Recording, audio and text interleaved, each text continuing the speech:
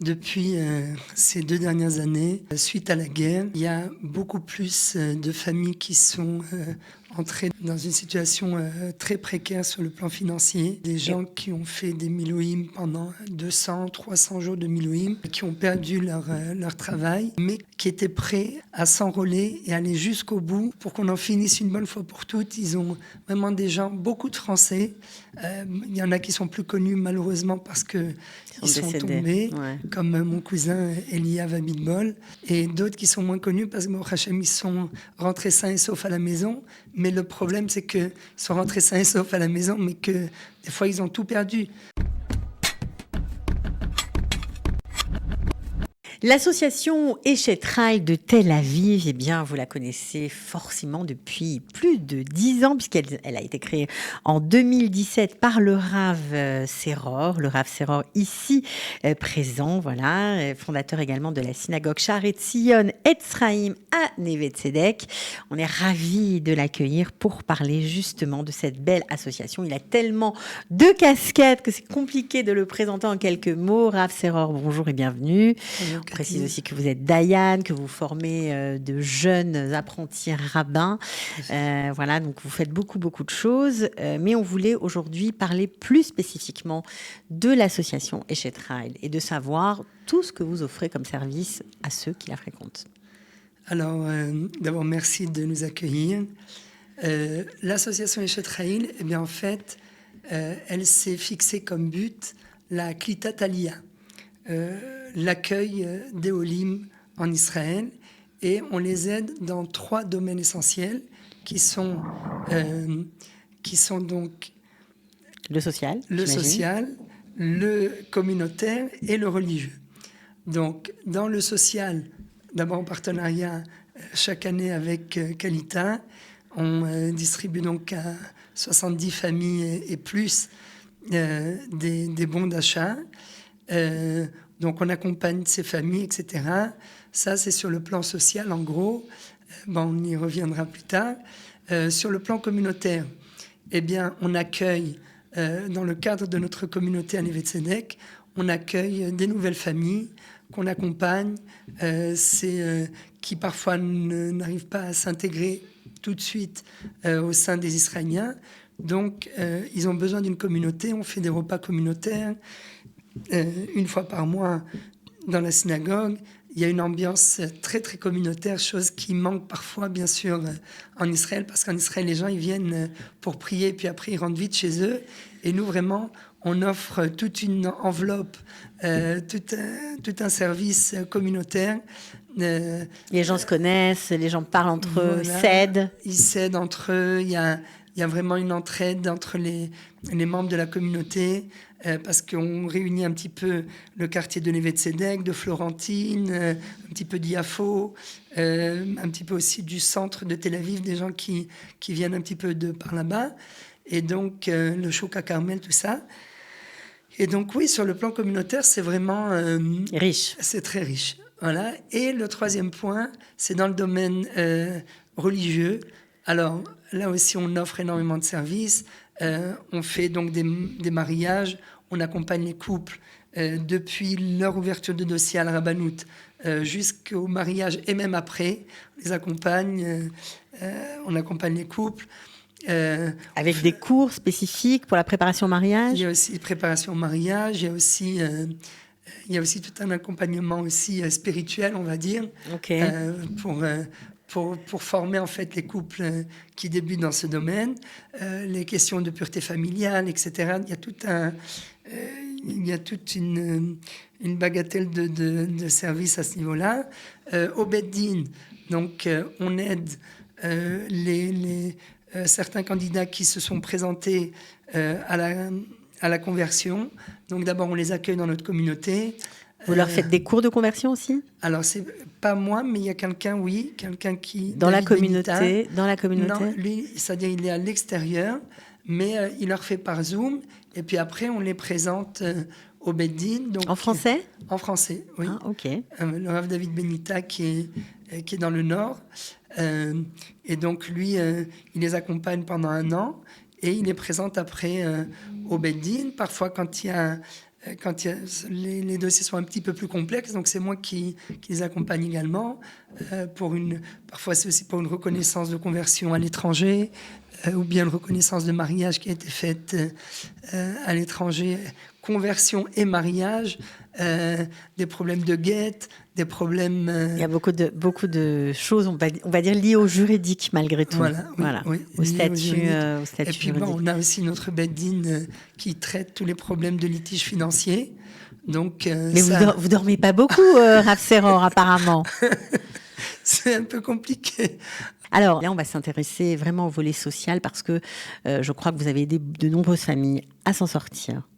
Oui, en effet, depuis ces 2 dernières années, suite à la guerre, il y a beaucoup plus de familles qui sont entrées dans une situation très précaire sur le plan financier. Des gens qui ont fait des milouïm pendant 200, 300 jours de milouïm, qui ont perdu leur travail, mais qui étaient prêts à s'enrôler et aller jusqu'au bout pour qu'on en finisse une bonne fois pour toutes. Ils ont vraiment beaucoup de Français. Il y en a qui sont plus connus malheureusement parce qu'ils sont tombés, comme mon cousin Eliav Abitbol. Que Dieu repose son âme. Amen, celui comme d'amour vraiment. Et d'autres qui sont moins connus parce que Hachem, ils sont rentrés sains et saufs à la maison. Mais le problème, c'est qu'ils sont rentrés sains et saufs à la maison, mais que des fois, ils ont tout perdu. Alors, c'est vrai. Et c'est vrai qu'on n'imagine pas à Tel Aviv que ce soit le cas. On a toujours l'impression, parce que les stéréotypes ont la peau dure, que les gens de Tel Aviv vivent très bien, ont des revenus, des bonnes situations, travaillent dans le high-tech, etc. Or, c'est pas toujours vrai. C'est pas toujours vrai. Nous, on est aussi à proximité de Yafo. Et à Yafo, c'est pas la même population. La même population, c'est pas le même niveau socio-économique. Et il y a pas mal de personnes. Je connais quelques soldats qui se sont donnés à fond, ils ne veulent pas arrêter les milouïm jusqu'au bout. Ils continuent. Ils ont tout laissé tomber parce qu'ils sont vraiment. Ils sont dans une démarche où il faut qu'on finisse avec le Hamas. Et donc, ils se sont mis vraiment dans des situations financières très compliquées. Comment vous les aidez ? Comment ça fonctionne chez vous ? Nous, toujours par le même principe. Alors, il y a les familles qui peuvent bénéficier de l'aide de Kalita parce qu'ils sont répertoriés comme des familles nécessiteuses. Donc, ceux-là, on les connaît, c'est ce que Kalita aide. Il faut qu'ils présentent un dossier, etc. Mais parfois, il y a des familles qui n'ont pas été postulées auprès des autorités pour revendiquer une aide parce que... c'est temporaire. C'est temporaire. Et puis, eux, dans leur tête, ils se considèrent pas comme des gens qui sont nécessiteux. Mais malgré tout, de par la réalité, la conjoncture actuelle, ils se sont retrouvés dans des situations un peu plus précaires. Ça veut dire quoi ? Avec des prêts qu'ils ne peuvent pas rembourser parce qu'ils n'ont plus de travail, tout simplement. Ils n'ont plus de travail, ils ne peuvent pas rembourser les prêts. Ils sont... plus de carte bleue. Oui, on a eu aussi des gens une famille comme ça, interdit bancaire. Ouais. Interdit bancaire, ça c'est... ça veut dire on peut pas et puis ils ont besoin tout de suite. Ouais. Ils n'ont pas commencé. Ouais. C'est vrai que heureusement que Kalita fait les choses bien et puis il fait remplir des dossiers, etc. Mais heureusement qu'il y a aussi une cagnotte parfois pour des gens qui ne peuvent pas... C'est pour une aide d'urgence tout de suite. Voilà, exactement. Donc ça, vous y participez. Alors évidemment, comme toutes les associations, toute l'aide que vous apportez est doublée et vous permet, doublée par de grands donateurs, c'est matché, comme on appelle. Si vous récoltez pendant la campagne de Tzedaka 100 shekels, eh bien, vous aurez 200 shekels pour aider les familles de votre communauté. Ça aussi, j'imagine, c'est hyper appréciable. Quand on parle à nos donateurs, à nous, puisque nous-mêmes, on se tourne vers des donateurs qui nous aident. Quand on leur dit ça, tout de suite, ils comprennent que, d'abord, ça annule toutes sortes de préjugés que les gens ont sur Kalita. Oui, il y en a qui rappellent d'autres associations. Ils disent « Ah, cela je connais, ah, cela... » Mais moi, en tant qu'association qui travaille avec Kalita, je peux vous dire, c'est l'association qui donne le plus. elle donne le plus. C'est pas comme dit Rachid, ten veyachzor veiten. Il donne, il continue à donner et il donne encore plus. Donc on est vraiment, on peut être tranquille. Je m'adresse aux donateurs, ils peuvent être tranquilles, indépendamment des reçus CERFA qu'ils reçoivent quand ils font leurs dons en France par Allodon, etc. Eh bien, c'est évident que c'est la meilleure tzedaka. Et encore une fois, alors c'est vrai, on lance la campagne habituellement à l'approche de Purim, parce qu'on dit Matanot la Evionim, mais un Evion, c'est pas un Hani. Il y a le Hani qui peut s'en sortir, le Evion, il est encore en dessous du Hani. Et c'est exactement ce que Kalita fait. Moi, je l'ai dit plusieurs fois, mais Kalita a pris sur elle ce rôle c'est comme si vous disiez les allocations familiales en France, ils ont remplacé les allocations familiales en Israël, et c'est quelque chose, c'est grâce à Marc qui était avec nous d'ailleurs pour la veillée d'Oshana Rabbah. Marc Eisenberg, il faut vraiment à cœur bien le mérite, parce que c'est son idée, franchement, bravo. Vraiment, c'est exceptionnel, et les gens c'est maintenant qu'ils commencent à voir qu'en fait, il est là pour donner, il n'est pas là pour prendre. Bien sûr. Alors, justement, de nombreuses familles se tournent vers vous, vous les aidez avec les bons alimentaires, les aides d'urgence parfois. Est-ce qu'ils s'en sortent? Est-ce qu'à Tel Aviv, justement, ceux qui viennent vers vous, c'est des gens qui vont avoir les moyens de rebondir? C'est juste pour passer un moment un peu compliqué? Oui. Alors, la vérité, nous, on s'étend surtout...